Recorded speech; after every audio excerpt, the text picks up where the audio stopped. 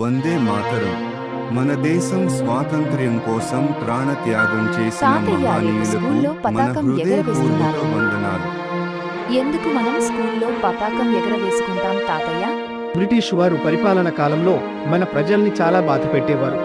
వ్యవసాయం సంపాదంట అన్ని వాళ్ళ నియంత్రణలో ఉండేది. మనకు స్వేచ్ఛ ఉండేది కాదు.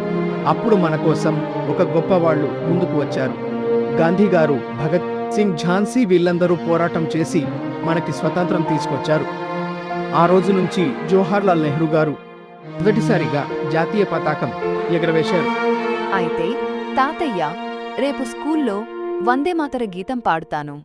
భగత్ సింగ్, సుభాష్ చంద్రబోస్, మహాత్మా గాంధీ, రాణి లక్ష్మీబాయి, బాల గంగాధర్ తిలక్ వంటి స్వాతంత్ర్య సమరయోధులను స్మరించుకుంటూ 79వ స్వాతంత్ర్య దినోత్సవం 2025 ప్రత్యేకంగా ఈ దేశభక్తి గీతం మీకోసం. పిల్లలకి ఈ కథను వినిపించండి. మన భారతదేశ సమరయోధుల గురించి, మన దేశం గురించి పోరాడిన వాళ్ల గురించి పిల్లలకు ఎక్స్ప్లెయిన్ చేయండి. మీకు ఈ కథ నచ్చితే కామెంట్ చేయండి, సబ్స్క్రైబ్ చేసుకోండి. మరిన్ని కథలు మీకోసం. అలాగే నీ మనసులో మాట కూడా కామెంట్లో రాయండి. ప్లీజ్ సబ్స్క్రైబ్, షేర్ చేయండి.